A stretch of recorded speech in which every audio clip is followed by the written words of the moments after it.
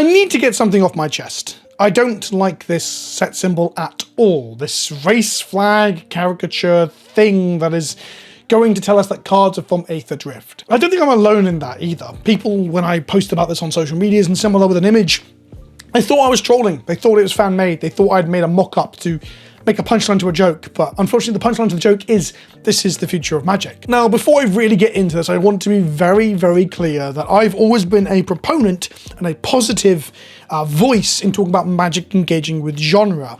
I talked about folk horror at length ahead of Midnight Hunt that ended up being a disappointment, and I also was quite positive going into last year, saying that some genre fiction around detectives or the Western or horror should be pretty good. It's something that Magic has always done since its earliest days, and I'm excited to see it attempt to meld those genres into a part of Magic's wider canon, its wider intellectual property, to use a term that feels a bit stinky. The problem is the last year did not treat me kindly with that kind of sentiment.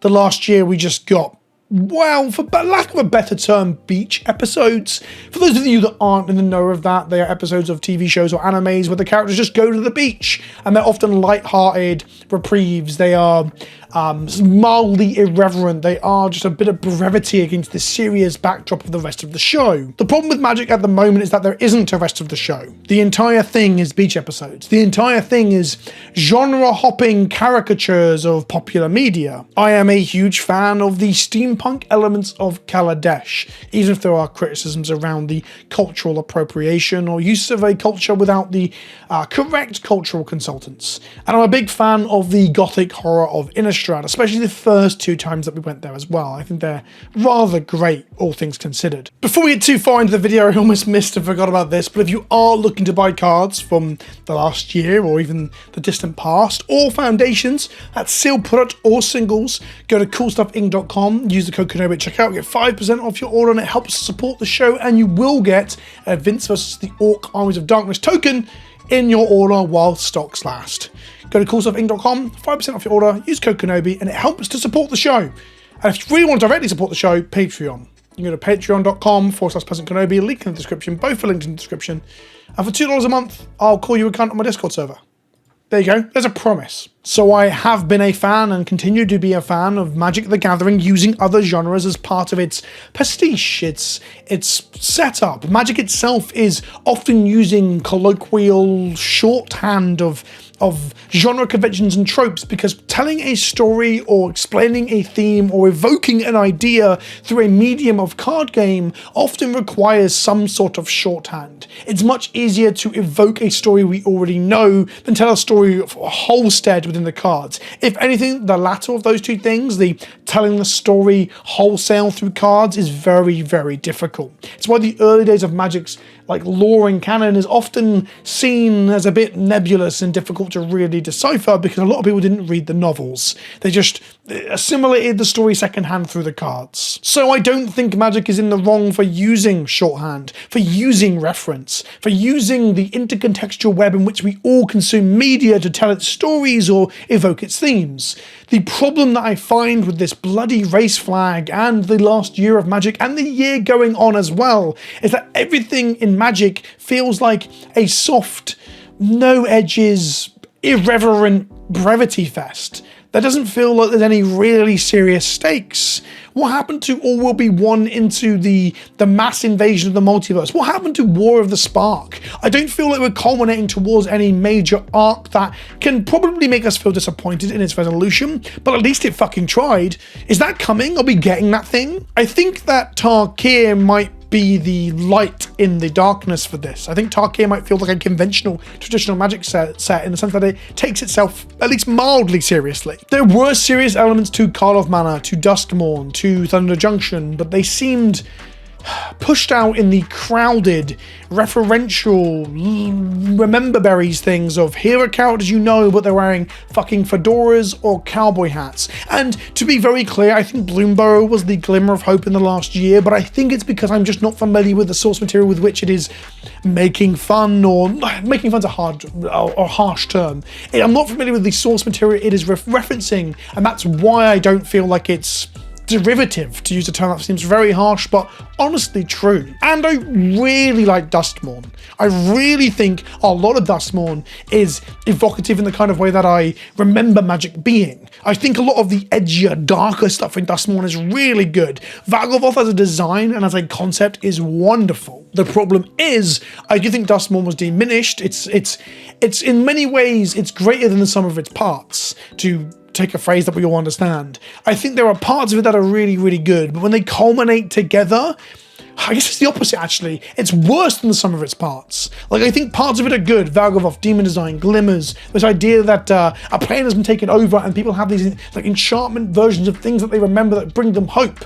But spattered all over that and breaking all of that up is, I'm going to say it, cheerleaders, trainers, 80s references, technology that is basically the Ghostbusters but not. It feels like it's quite far removed from the Magic we all know. And look, Bright Glass Gearhulk looks like something we understand and can enjoy and get behind. This looks like some very uniquely Magic thing that is a connection or collection of previous reference points, whether it be things from intercontextual outside of canon or things within Magic, absolutely. But if we look at it with the 3 cards we currently have, Earthrumbler and Brevity, I think Bright Glass Gearhulk is the outlier here. If most of the cards are just roadways with wacky races themed art on them, or we get characters looking like things out of fucking Grease or Hot Wheels, I just don't think every set needs to feel like an unset that isn't an unset. And I don't even necessarily think like references to Mad Max or to Akira with the drift thing are inherently bad. It's just they feel tired when the game feels like it's all that the game is doing at the moment. Even Duskmourn just got too in the weeds about 80s American suburbia to allow it to really stand on its own 2 feet and feel like a part of the wider Magic multiverse, because the wider Magic multiverse has gone from a distinct thing that Magic can be to pretty much anything. Just so they can tell any story they want that is I guess an approximation of another IP that they haven't got the rights to. Bullshit.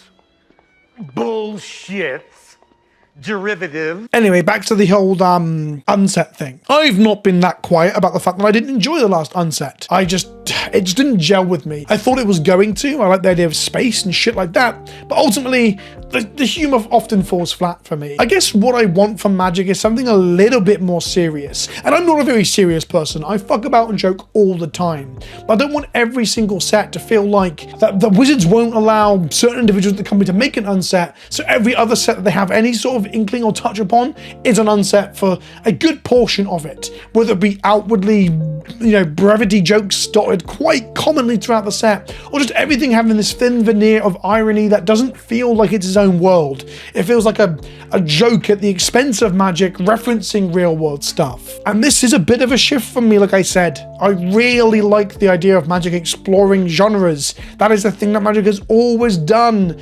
Some of the most beloved sets of all time have done that. But I also wonder if there are times and periods in Magic where Magic has been less derivative and has used that genre exploration to create something new and interesting. I'm a big Warhammer fan, and Warhammer is not really that unique. Warhammer does what Magic does. It is a portmanteau. It is a collection of simulacrums and pastiches of other things that are greater than the sum of their parts to create an evocative new world. And Magic has had that. When you look at an original Mirrodin, when you look at the returns to Mirrodin, when you look at what the Phyrexians actually really became. Recently in a video I said that like Phyrexians and the Eldrazi aren't truly unique, and I stand by that. They are absolutely collections of other tropes made flesh, but they are done in a way that makes them uniquely Magic and interesting, where the stuff we saw in the last year is not. Shards of Alara is a set that I go back to and look at for having so much interesting world building. It's so evocative and interesting, but I don't even want to return to it in the modern day of Magic. So I think I do think rose tinted glasses have an expiration date, and they also have diminishing returns. And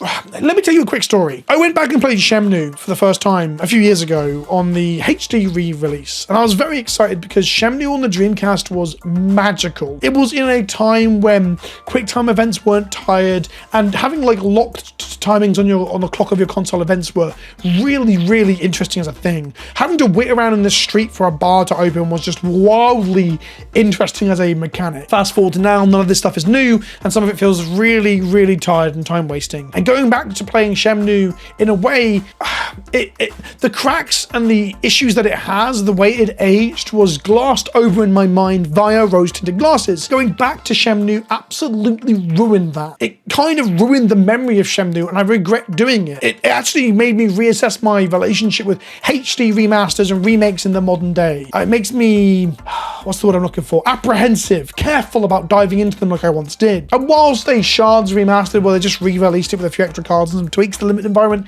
would be a lot closer to probably what we'd want to enjoy. I had this with Khans of Tarkir recently as too. When we played Khans of Tarkir Limited, we realized there were issues with it that we just glossed over.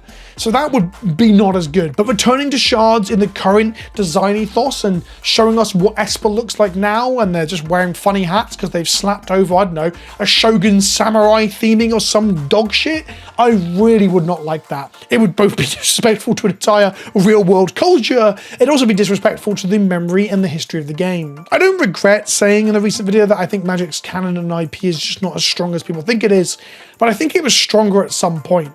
And the last year was bad. And the next year doesn't look much better. Tarkir is a light, like I said, and this art of Tezzeret in space is fucking awesome. As someone who loves science fiction and space opera, from Star Trek to Star Wars, I'm excited, but I can't help but think that maybe at the end of it, I'm gonna be like, well, it's just magic in space. I don't know what hat they can stick on it, but maybe it's just gonna be magic characters you know on the bridge of the starship, not Enterprise.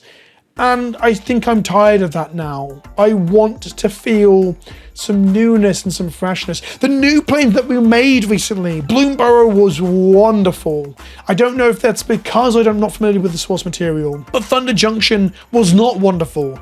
I never want to return to Thunder Junction again. Thunder Junction is basically the very epitome of what I cannot fucking stand about modern Magic world building. And it's world building. I don't even think the designs are bad. There's so many cards in Thunder Junction that I think are fucking awesome. This is not a game design issue. This is a creative and world building issue that I have a problem with. And in a world where the game is 50-50 on Universes Beyond to traditional Magic, if you will, the fact that the traditional Magic looks nothing like traditional Magic anymore and is a continuation of this, like, basically joke set after joke set to an extent, yeah, it's not looking good. It leaves me with a bad vibe. I'm hopeful for the game design and the gameplay of future Magic, but it makes me just not give a shit about Magic as a IP, and that's really fucking sad for someone who loves this game and thinks it's the greatest game ever made. That the creative just feels, I don't want to say phoned in. There's elements of it that are well designed, there are elements of it that a lot of care and attention has gone over to, but I think maybe the overarching plan, the overarching design and vision is just lacking.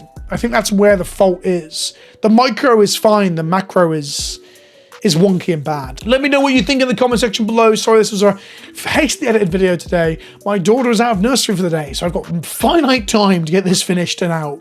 And I'll see you in the next one. Thanks for coming to another Pleasant Kenobi rant, and I'll see you all soon. Ta-ta for now.